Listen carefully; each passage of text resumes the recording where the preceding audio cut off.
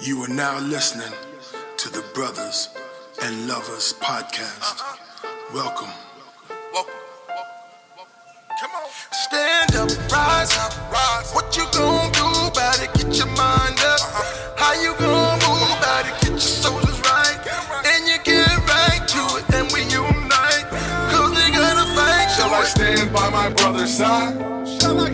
If he wrong, I should tell him why. Enter battle, we shall ride. Let the world feel our battle cry. Stand up, rise up, rise. What you gonna do about it? Get your mind up. How you gonna move about it? Get your shoulders right. And you get right to it, and we unite. Cause we gotta fight. Stand up, rise up. What you gonna do about it? Get your mind up. How you gonna move about it? Get your shoulders right. And you get right to it, and we unite. Yes. Welcome, brothers. I go by the name of City. I would like to welcome everybody to Brothers and Lovers Podcast, episode 9, where I ask my panel of brothers to bring their love for their children, our love for our family, and our love for our community, and to sprinkle a little facts with it, bring some passion, all to the uncomfortable conversations. Once again, we gotta say salute our brother Harvey not here. But on my panel, I got my brother Larry. Yo. Once again, we back at it by the grace of God. This is Larry Harrison, man. Doing it for my culture, for my people. King Noah, Elijah, I love you.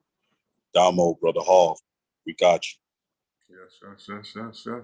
Yes, so I also got my brother Ron. What's going on, man? It's good to be here. Ron Crosby, coming out of North Carolina. Excited about what we're going to talk about this evening, man. God bless. Yes. All right, today we're going to get a little deep. We want to get into help. If you need mental help, help period type of thing. All right. Tonight I want to ask my brothers. First, I want to just ask a simple question. Why do y'all think it's a stigma on looking for help with us? Brother Larry, you want to answer that? I think it's for a number of reasons, but I would say the main reason would be upbringing. I think if you've ever had, what we would consider in our home, big mama or big papa, the grandfather or the OG that has been, the most oppressed of times, they raise us to where, we don't cry. We don't, if you stand on your own, you handle it. It's always that term, handle it. You know what I mean? And I can say that I even find myself sometimes now with my own kids, like, just handle it. You know what I mean? And you got to catch yourself sometimes because we've been prone to not be emotional, and where do most of our, mental setbacks stem from? Mishandling of our emotions, a mishandling of how to feel or what to do with what we feel. So I think it starts in our home with where, that stigma, just you need help. Now we help each other. We'll help you. Getting help is almost as a sign of weakness as opposed to being empowered. That's my. Okay. Brother Ron, what's your thoughts on that? Well, first, when you say why is that stigma associated with getting help, let's go back and just bring it. We've been talking about it, so we got to get the people to understand what we're talking about. We're talking about helping with mental health and different issues that people face, because don't be misunderstood. We don't have a problem asking for help with certain things. For certain things, we have no problem. If my car is down and I know you got a car, I have no problem asking you for a ride. I have no problem asking you to use your car. Bro, can I use your car? I got to go to work. I got to go pick my son up. If I'm a little short with some money, hey, bro, can I borrow a couple dollars till payday? So there's certain things that we have no problem, no issue when it comes to asking for help. But what we're talking about today is those things that are kind of taboo, you know, or in our community. Yeah. And you may and there's a fear of being looked at as less than a man if you're asking for help. Because as Brother Larry just said, this, you know, sometimes we're taught to just handle it.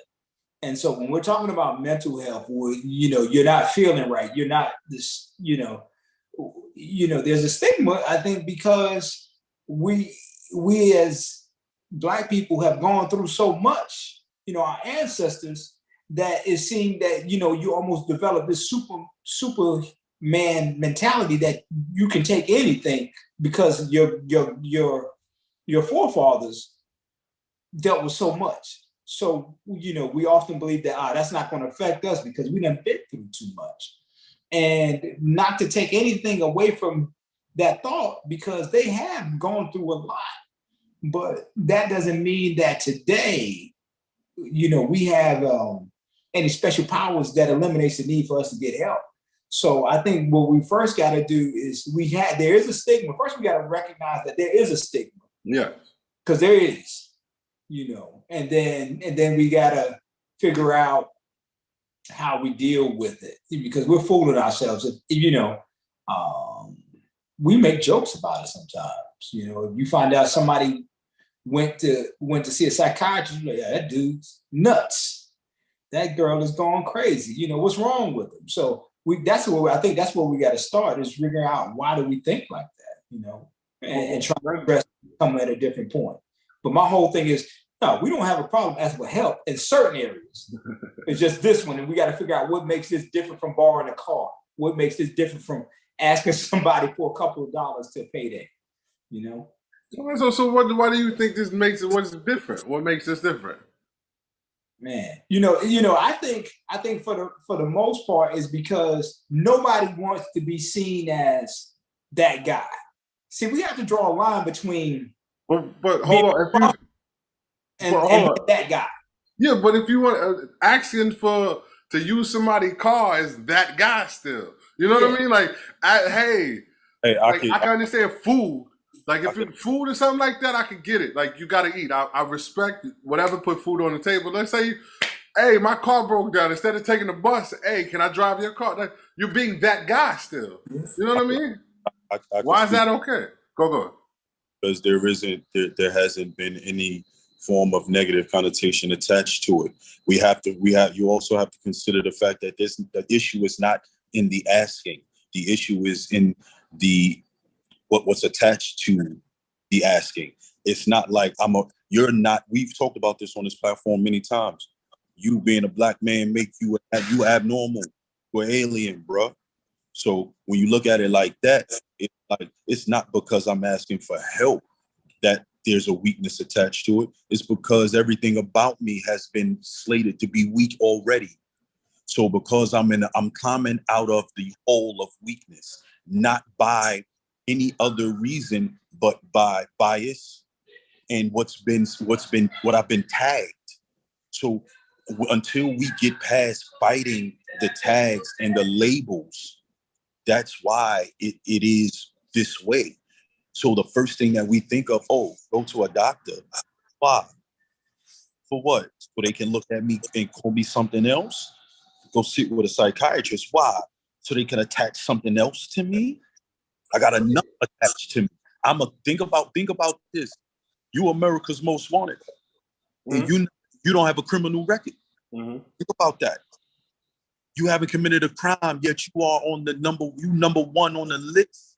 So what do you think that plays into mental health? I know it's a lot going on in here, but I don't trust nobody to really help me. So I'm going to tell.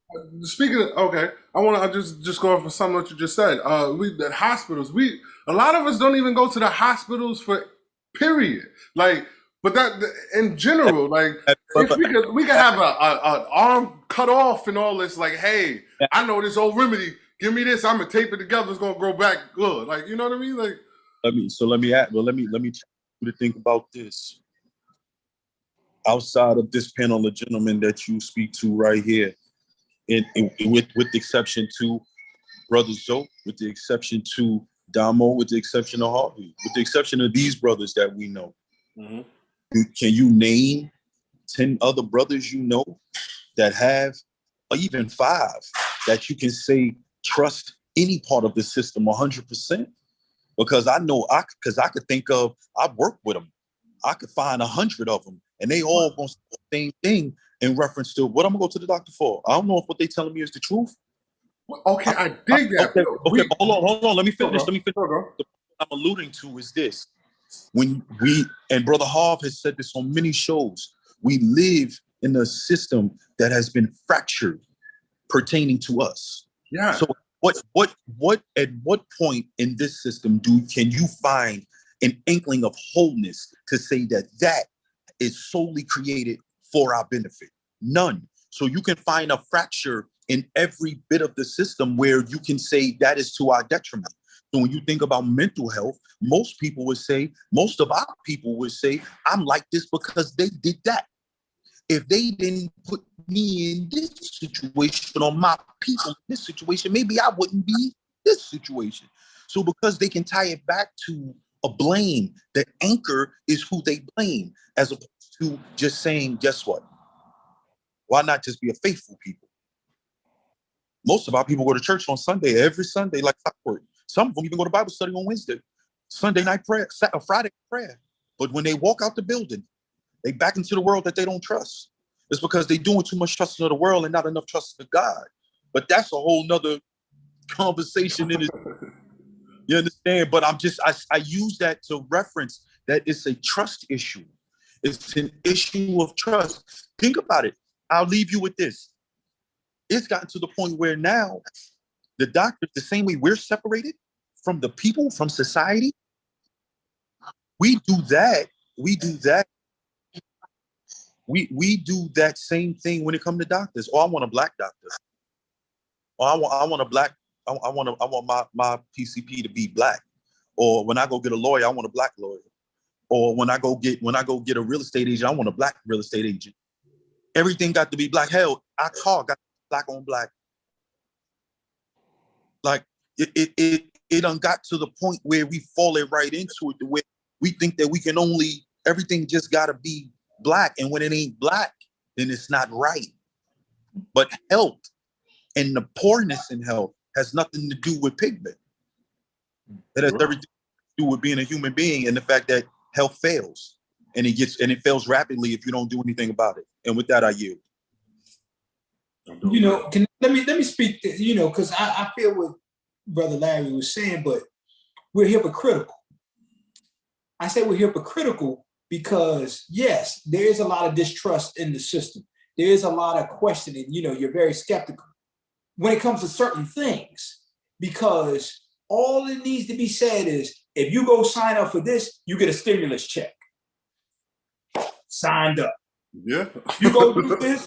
You know what I mean? We don't ask no questions. We don't say, well, look, is that going to cut out my Social Security? How are we going to repay that? Is that going to increase my tax burden? Certain things that are still the system, we blindly accept it without asking any questions because we see a financial gain and there's no stigma associated. So there's still this stigma and then we justify our position based on a distrust of that system. I'm not going down there because those dudes trying to get in your head. They're trying to do this. They're trying to do that. So we distrust the system. So therefore we decline to get the help that we need. However, if it's something that we don't mind doing, where we see an immediate financial benefit, we will be the first ones in line. If they're telling you, if this same system says, look, if you come sign up on this website, you'll get a grant. Folks will be signing up. If and to me, the biggest thing was the stimulus, because people had no questions about what they needed to do in order to get that financial benefit. So to me, what it still comes down to is we can relate to that guy. Going back to my comment about afraid of being that guy. You said, well, if you borrow somebody's car, you can be that guy.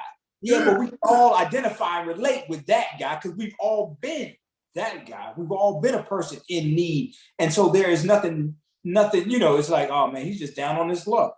he's a good dude. He just lost his job, or his car just went down. He just had a bad financial turn. But I've been there, and everybody, we're really more willing to accept that as a temporary situation that we can all identify with. But if we flip it, and there's a person who says, man, I just can't stop crying. I don't feel good. I'm drinking.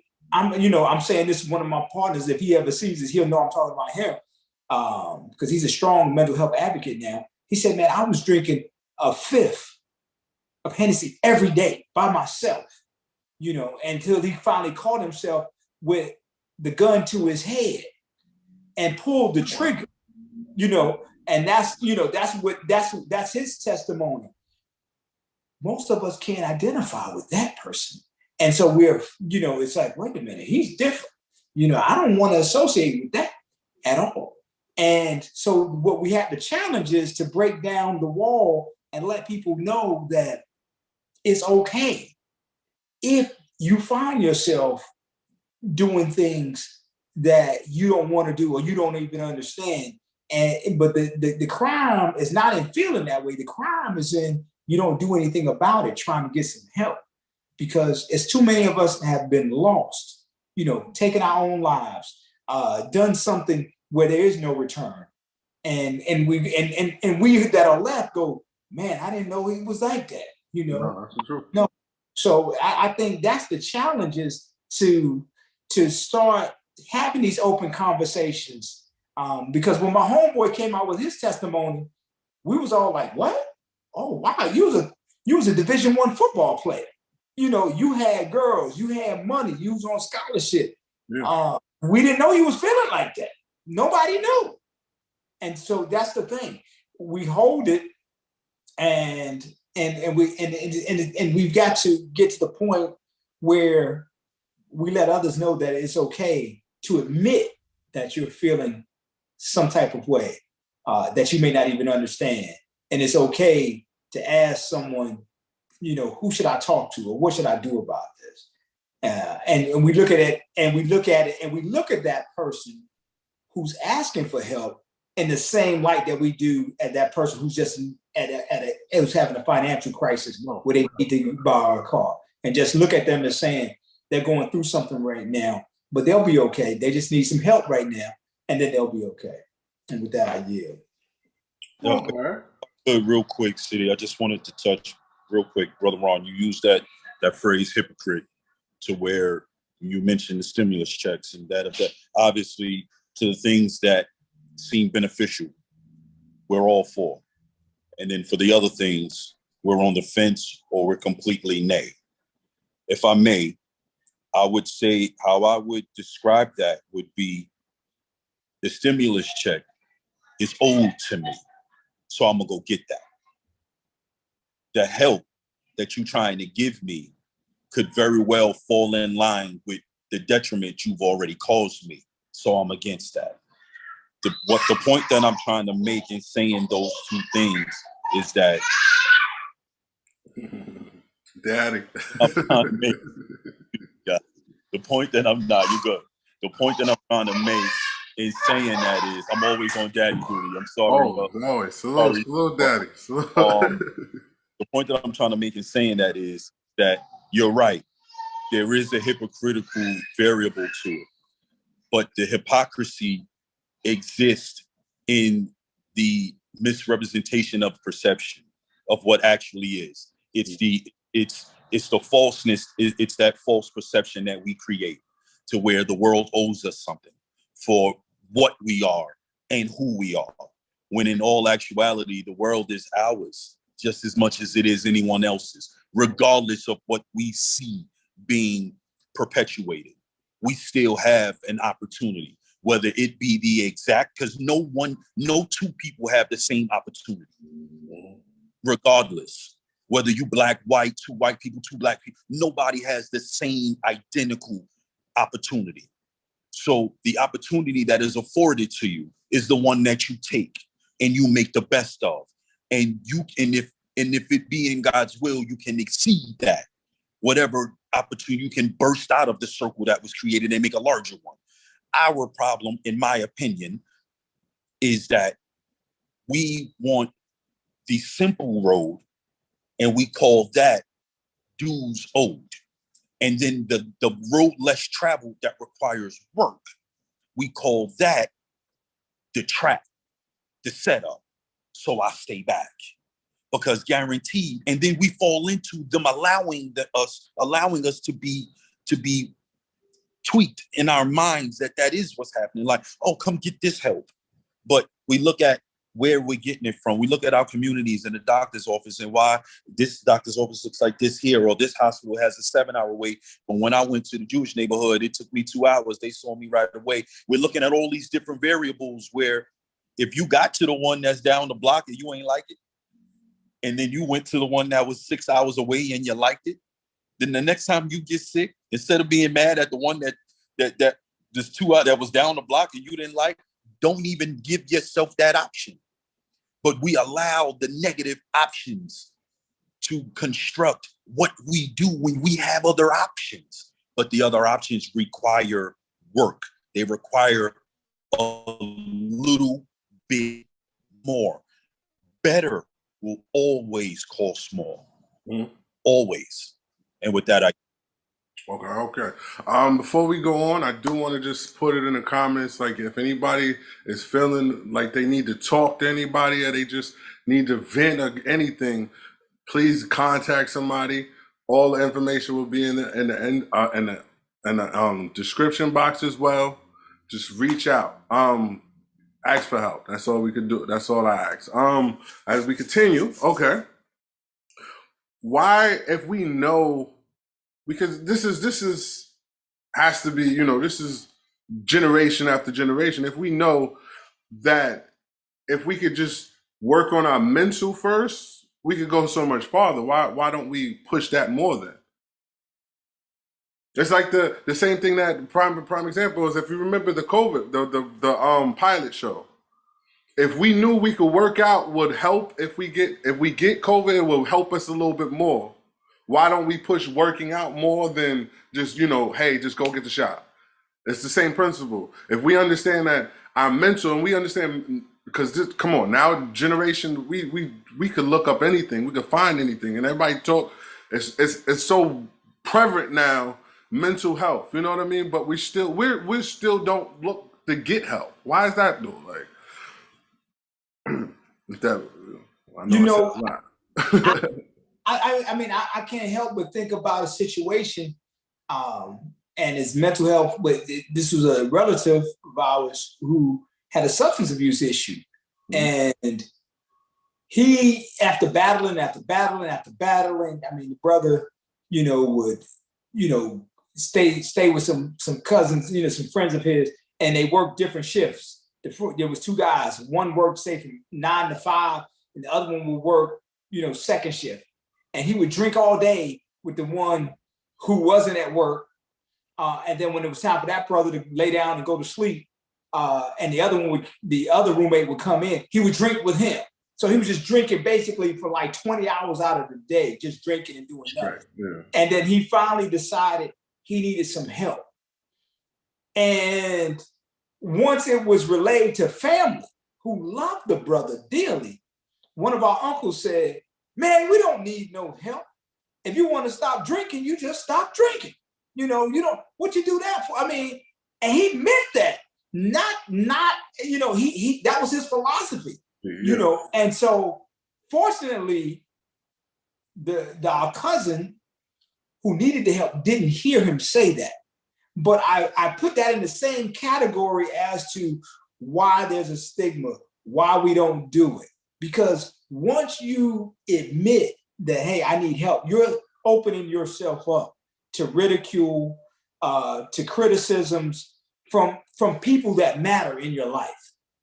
Because, because let's just be honest about it.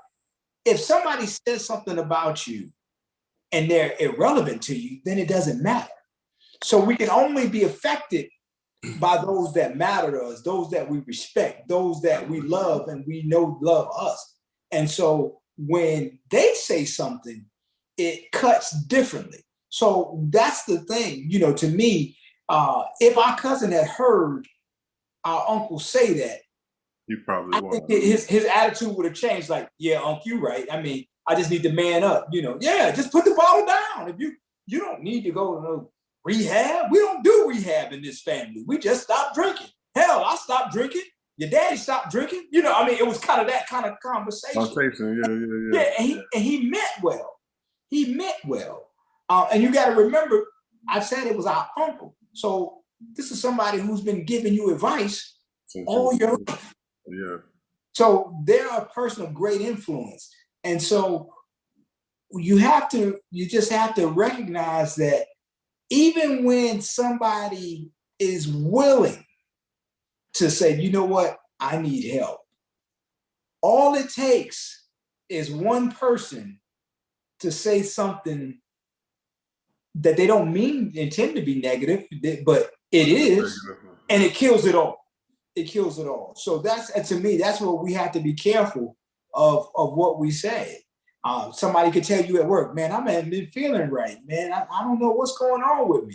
And you jokingly say, damn, bro, you went crazy? What's going on with you? Then he kills the conversation.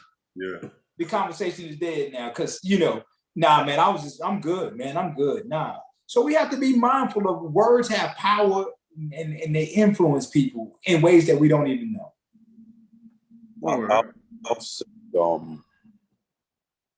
Talking from experience, one thing that I know, so for myself, I have been to rehab for alcohol, 3 years sober, and I can share this with the world because I need the world to understand how serious this is. Like, so give me a second to share this uncomfortable moment with the whole world of whoever's looking. But it means that much. This is what this platform is for, to give you as much as to be as transparent and authentic as we can. So for 3 years I've been sober, and it only took, and I say only took, and not to downplay the severity of the situation, but sometimes life throws you a curveball, and mismanaging of emotions and feelings can lead you into a mental spiral that sometimes the road can be very catastrophic, or God can get you off of it right in the nick of time just because he knows he's taken you through enough for you to get it. Mm-hmm. I was fortunate to be taken through enough right up to the point where I got it. It's an everyday battle, not the idea of drinking. That's not the battle. The battle is being self-aware, being aware when you are not okay. And we talk about going to get help. There's a degree of vulnerability that comes with asking for help that most of us get along the way in life. Some of us are fortunate to get it in our household when we're children. Ask, okay, if you need help, I got you. Think about when you have kids, how we gloat and we boast over their independence. How we see our 3-year-olds, 4-year-olds, oh, they're so independent. They just want to do everything. They can tie their shoe, they can talk, oh, they can run, they can go upstairs, go downstairs. Gloat and we boast about it. But we also have to be mindful of it, because there's something that comes with an independence. Independence means I don't want your help. It goes from I need your help to I don't want your help. And we have to be mindful of the transition, because sometimes we're not. And for most of our people, no one was aware of the transition. When we went from not needing help to not wanting help, because you were praised when you didn't need help. You were praised for doing it on your own. And then when you didn't want the help, you were ridiculed because someone knew you needed help. And what happens when you need help? And people keep offering and offering because they know you need help, but you won't take it. Eventually, they stop trying to help. I say all that to say, I've been on a journey. There's nothing wrong with going to get help. Why? Because there is something to say. You know how they say you never know anybody completely? Mm-hmm. The same can be said for yourself. Mm-hmm. You think you know everything about yourself, you fooling yourself. Because the same way the people you interact with grow every day, so do you. And sometimes you got to say the same way you would check in with your wife, Brother Ron, or you check in with your lady, City. Sometimes you got to do a self-check. Sometimes you got to go in the bathroom and talk to yourself in the mirror, like, how you feeling today? Because if you're not good, nothing else is good. Sometimes you got to sit down and do a self-evaluation of where you are. How do you feel about what you experienced today? And it don't have to be every day, but you know when you off. It don't take a crowd of people to tell you that you off. You feel different. You know, if today you just a little bit more tired than normal, but you haven't done anything extracurricular. There's something to be said about that. Today you went all day without eating and you never checked in to say, man, it's 10 o'clock. I ain't ate all day. What happened? You think that you were busy, but it was something else. We tuck a lot of our things into our subconscious and we haven't been taught how to touch consciousness so that everything is tucked into the subconscious. We're so busy being Black, worrying about being Black, worrying about what the world see when they see our Black skin, especially as men. We on heightened alert every single second of every day, even in our homes. But especially when we walk out the home, we on alert. So we're not thinking about what's going on the inside because we worrying about what's going on the outside. But that outside, those outside entities, they creep into the inside and they affect us in here and in here. That's why a lot of this be off and we're not cognitive of it. So I say all that to say, during my journey, I had to get to a place where we have to understand what abuse, substance abuse, drug abuse, these terms, being an alcoholic, being a drug addict, being a mental health, being crazy, those things are all things that were created to identify an issue or potential or just something that's taking place. The definition of it is how we define it. And a lot of us need reprogramming to redefine a lot of things. The word crazy is a trigger for someone who really feels mentally unstable. The word selfish, something that's easily as word like selfishness, for someone who feels like they've had everything stolen from them and all they've done is give, that's a trigger word. No. For someone who's emotionally wrecked and every now and then they go have a drink to just level off, you call them a drunk, they might go to the roof. It's redefining what's been defined for us. We don't have our own definition. And within our community, we need to have our own definition because what we have endured and what we continue to endure is unlike what other people endure where we are. And that's just a fact. But don't you think that we are the only ones? We aren't, but we don't deal with it in-house. You ever had that family member that you say, man, why are you so friendly? You more friendly to people outside your family than you are to your family. You ever think about that? Think about it. Why is that? Because you know me. At least you say you do, and you treat me accordingly. The people on the outside deal with me according to whatever I give them. No judgment. Because they define me based on what I give them, not what they think they know about me. And with that, I yield. Okay, but don't we do that in our community anyway? Like we automatically going to think about think something of you all regardless. You see what I'm saying? That's probably that's the problem. You don't know outside of the optics, like the first outside of what you see, even what you hear. No, you're not so because you don't know what's going on in the mind of someone. Yes, we can easily say that actions depict mental state, but what if they don't all the time? A young woman just set her home on fire. She got 6 kids. She set her home on fire, killed 2 of them.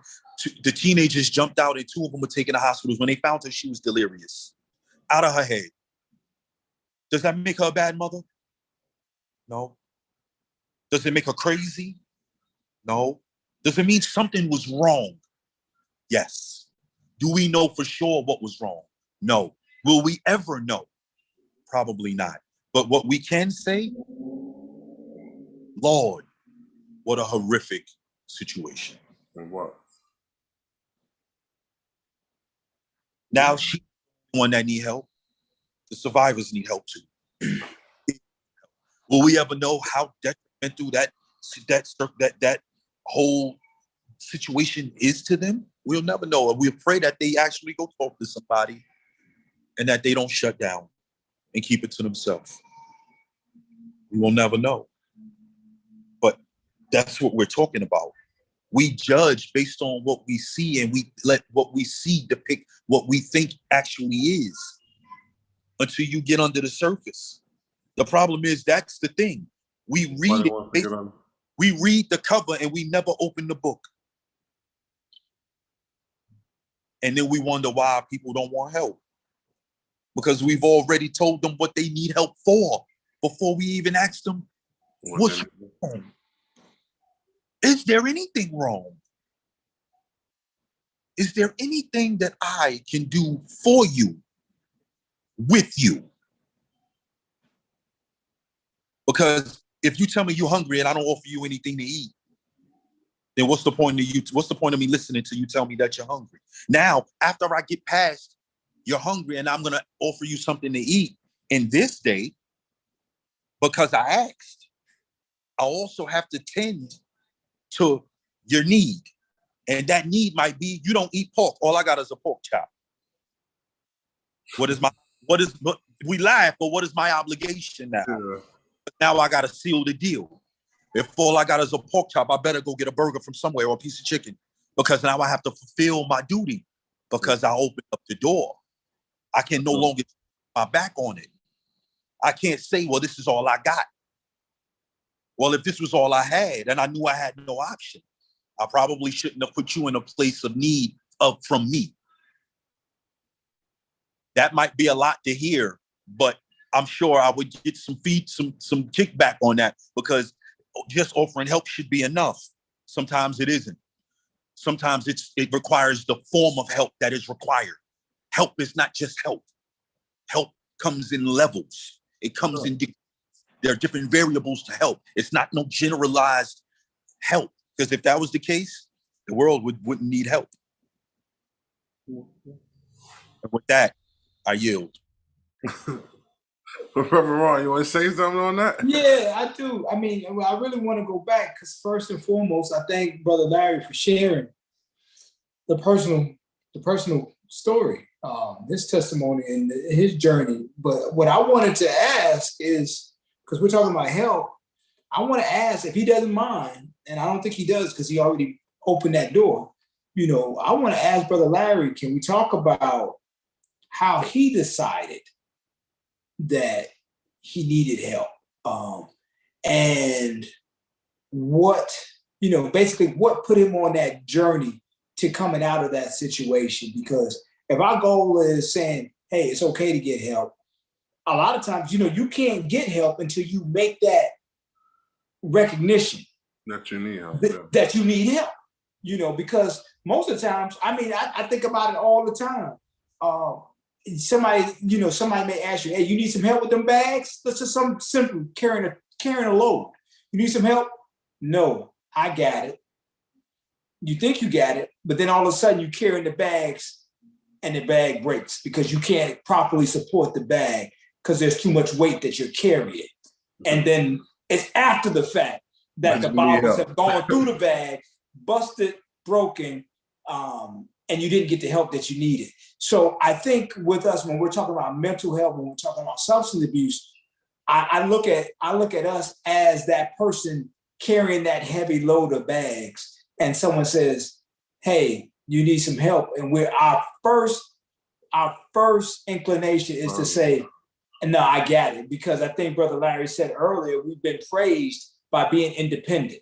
So we sometimes it may be a little pride. Sometimes we don't want to be disappointed. Sometimes we don't want to burden other people. So all these reasons. So that, again, my question to Brother Larry is, what made you recognize that, using my bag analogy, that you could no longer carry those bags by yourself. You needed some help. How did you come to that recognition? And then what did you do?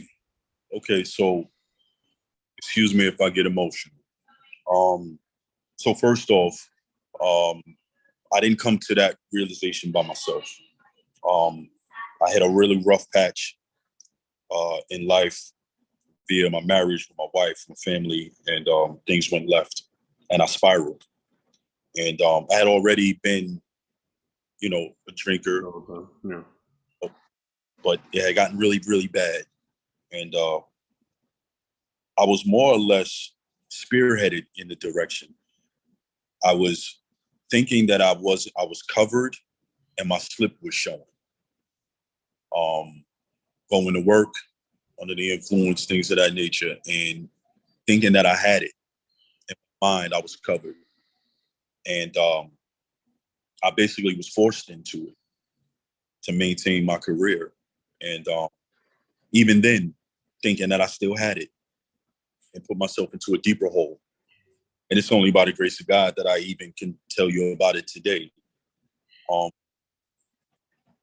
along the journey, I didn't believe that I had an issue. And it wasn't until I had to go away for 30 days from my kid, at this time I only had my 4-year-old, and he was about 2. And you picture having to speak to your son on a payphone, and no one knew. So now let's talk to not knowing. No one knew that I was away. I didn't tell anybody. I was just away for work. And I'm talking to my son on a payphone every day, and he can't talk. I'm just hearing him make sounds. And it was the most crumbling and humbling experience. But let me tell you where it started.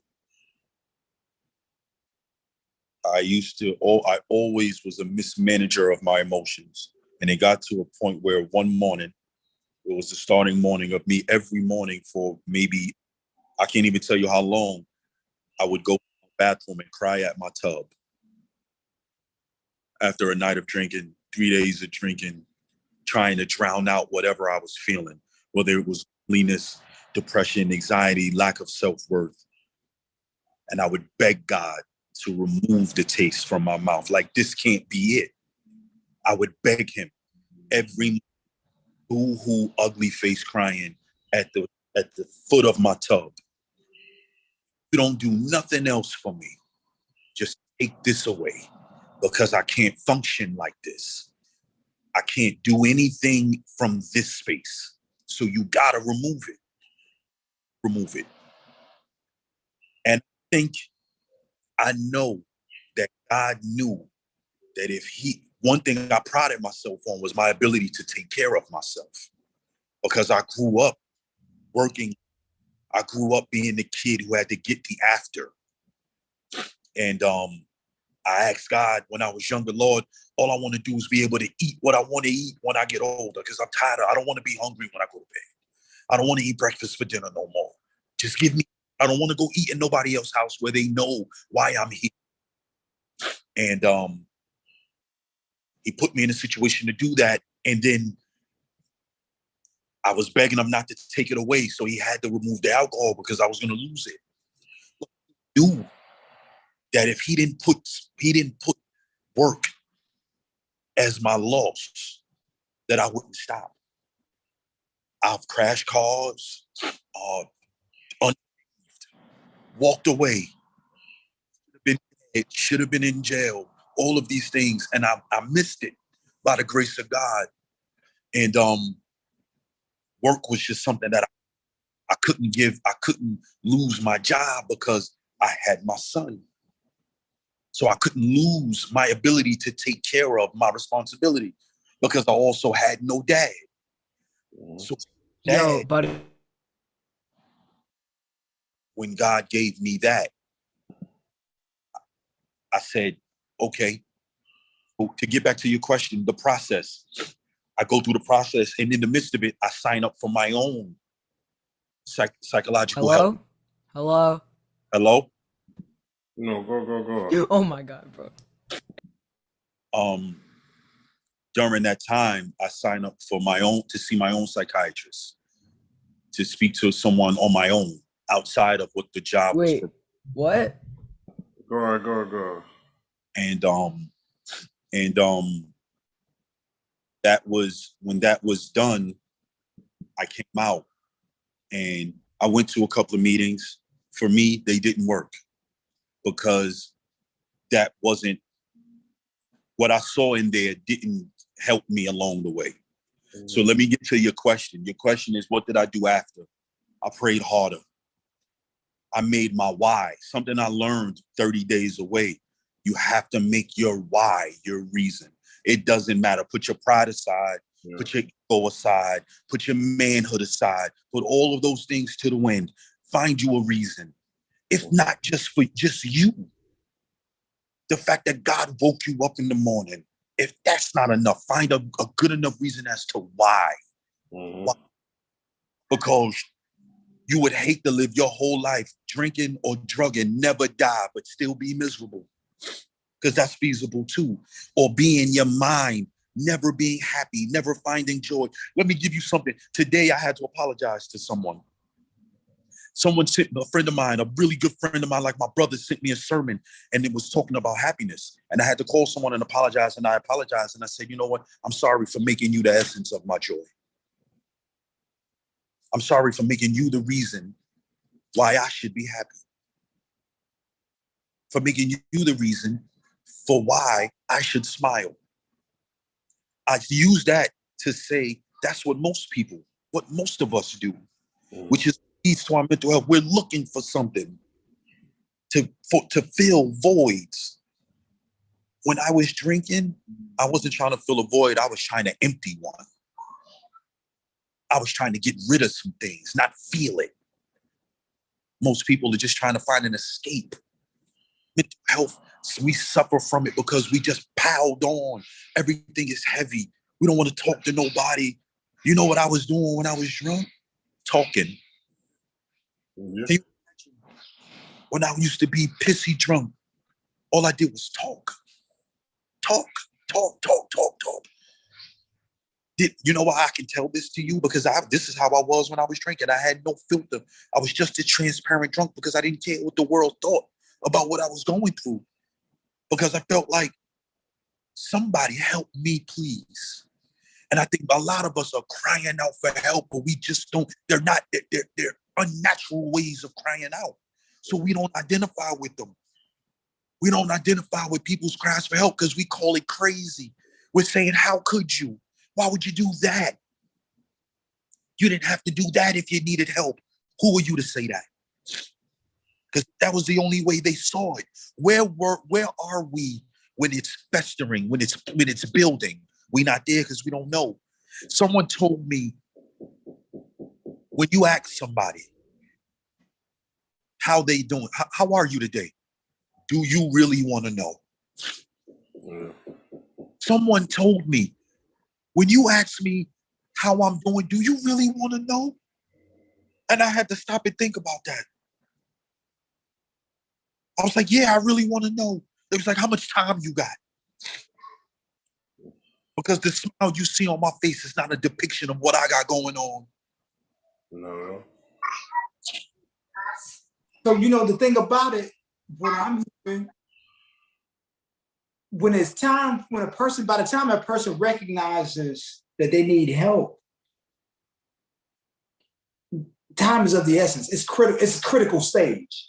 Because to me, when that person is so low, from what I'm hearing, it could go either way.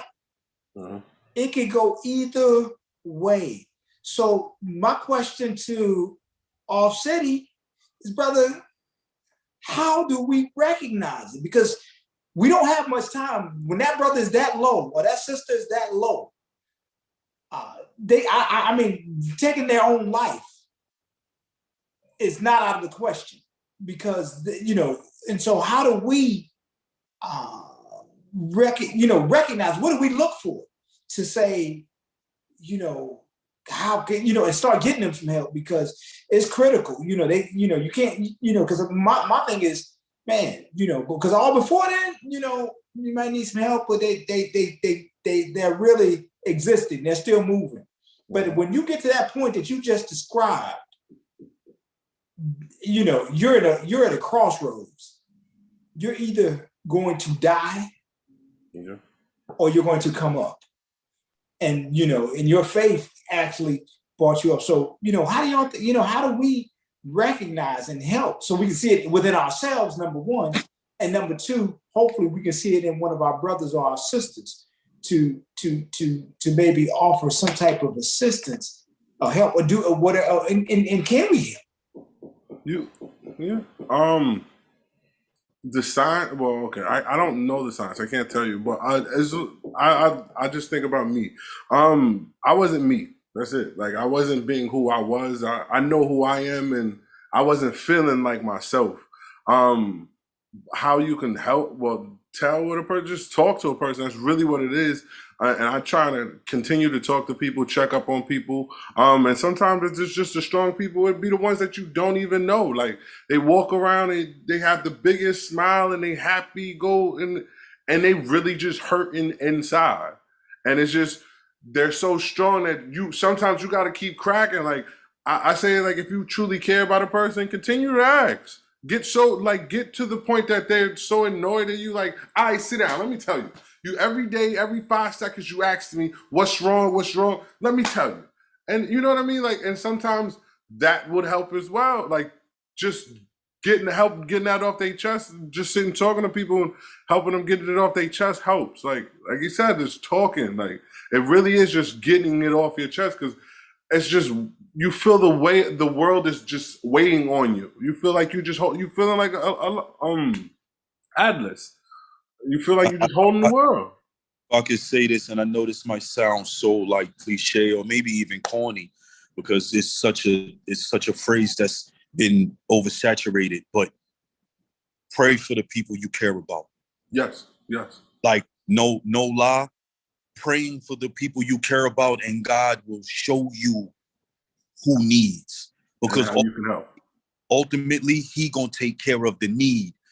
But you gotta you gotta pray for the people you care about, and then also think about what you know about yourself as a human being, because a lot of our lives aren't that distinctively different. When you, in the grand scheme of things, the variables within our lives are different, but where we go with how we try to deal aren't really that much different. The mental checks, thank you, Alonzo. The mental checks, doing mental checks, like, yo, City, what's good, bro? How you feeling today? No, really, like, how are you feeling? I'm tired. I know you're tired. You work all day. I'm asking you, like, how you feeling? Like, what your stress levels look like? Because I know it can be stressful with the ripping and the running. Have you taken a moment to just exhale? Have you taken a woosah moment? Because you might need that. Do you got a day off coming? You want to kick it? We could just talk. We ain't even got to talk business. Let's go shoot it. Or if we can't get together, let's just have a conversation. When the last time you caught up on the sports, let's just divert the attention from what we know to be the center and the nucleus of our lives, that are our focal points, and put our attention on things that we know we don't get to spend much time on, because those are the variables that are missing. Those happy thoughts, the game that you missed, or, you know, the fact that it was a beautiful day and maybe you didn't get to be out there to experience it because you were working. So you were in it, but you weren't. You were at it, but you weren't in it. You know what I'm saying? Like, we got to do those checks, because I swear to you, I was surrounded by those who were doing what I was doing. So it's different when somebody who's drinking with me is accusing me of having a problem. Yes. It's different when somebody is telling me, yo, you way too emotional, when just the other night you were crying and I was holding you. And I mean male and female. You understand? So like it takes me back to that place, and I'm a bit stronger now because I've had to work on it and continue in this moment to work on it. Like, this is liberating for me. So although you see my emotion, I'm living in my truth of being a manager of my feelings, because there are certain things that we wish were teachable, but certain things only life gonna teach you. certain things God hasn't empowered people to teach some of us. Life has been my teacher on how to deal with my emotions. I have one of the most emotional people in my life, and that's my 4-year-old. He is the essence of who I am in the physical form. And it's not by coincidence that he's my son, because I have to learn through him how to manage my emotions in order to teach him how to be in the midst of his own. And it is a task, and it is taxing, but there's a joy that comes with it, because it takes me back to where God brought me from. Because had I still been that guy, I might as well be dead, because I'm no good to those who need me now. He's the one that needs you the most, because you got to show him how to get over it. So it's so rewarding to have come from such a low place and be humbled by knowing Paul and that thorn in his side. I have a thorn in my side that I've asked God to remove, not literally, but figuratively, because I don't want him to take it from me. I just want to acknowledge it and let him know that I know why. And I'm asking, when I say, Lord, can you remove it? And he says, but my grace is sufficient. Even in a time where you feel like it is so hard, my grace is sufficient. You don't have an idea of what I'm going through now, and it doesn't even matter. You know why? Because you can see it. But in the midst of you seeing it, you can also see that I'm telling you that I need help, which is why I'm here. Mm-hmm. Offers help. Every word that I utter is self-talk. It's help. Nobody wants to step into these forms because they view them as dangerous. Yeah. View them as being too vulnerable. Listen, I'm gonna say this to the world, to you brothers. Help. Help. Don't think that help is a man-made thing. It's not. God is help, and he utilizes people for that purpose. So when you turn away from speaking to people to help you, when you are not asking for help, is the equivalent to telling God you don't need help, because there is no one else to send. Not a pigeon, not a whale, not a bird. He's going to give you the best of help, which is someone that can communicate with you the same way you can communicate with them. Yeah. And with that, I yield. All right, we're going. I'm not even going to say wrap up, because I do want to continue this. But Ron, brother Ron, what would you like to give your little final thoughts on this? Thank you, brother. I mean, just to follow up what Brother Larry was saying, as far as help, that's what we started talking about. Is it okay to get help? And I just want to say that I think we all can be proponents of help, providing help. But God equips us all differently. Yeah. And the way that we offer help may be different. And if you're not a person who's been blessed with patience, if you're not a person who's willing to listen when someone else is talking, then that is not the type of help that you need to jump out there and give. You don't need to go out there and ask somebody what's wrong, and then when they start talking, you start talking. You don't have the patience. I personally know I'm not always the most patient person. I had a brother once who reached out to me. He was suicidal, and I offered him help by calling my other brother who was in mental health crisis counselor. That was the way I was able to help. Yeah. Because I know I wasn't the one equipped to listen and offer wise counsel from what he was going through. So that's what I would wrap up by saying, that is, we can still provide help, but your mechanism for help, the way God may be using you, is to put that person in position to talk with someone who can offer the help that they need. And with that, I yield. All right. I'm gonna go before you, Larry, because I'm gonna let you in. This is your show. Oh, get help, please. That's Oh, all I pray. this is the point of the show. Pray, and pray some more. That's all I got. And that Hey, all right. This is the point of the show. We help, we heal. I hope we started the conversation for you guys. I hope you take the conversation and continue it with your friends and continue it on the comments, continue on it everywhere, continue in life. Take this and help you grow in life. Before we get out, we're gonna do little shout outs. Shout out to the Father's Vision. Shout out to Life of Phoenix, Cosby Law, Tough Stuff Productions, Star City Cleaning. That's it, right? That's it. Hey, I'm trying. It's a list of us. We in there though. We out here. We getting it though. That's the point. Y'all know my motto: live in love. Live in love, walk in love, and live in your blessings. With that, I say, yeah. Oh, Brother Harv, we love y'all, man. We miss y'all. Yes. Later, y'all. Stand up,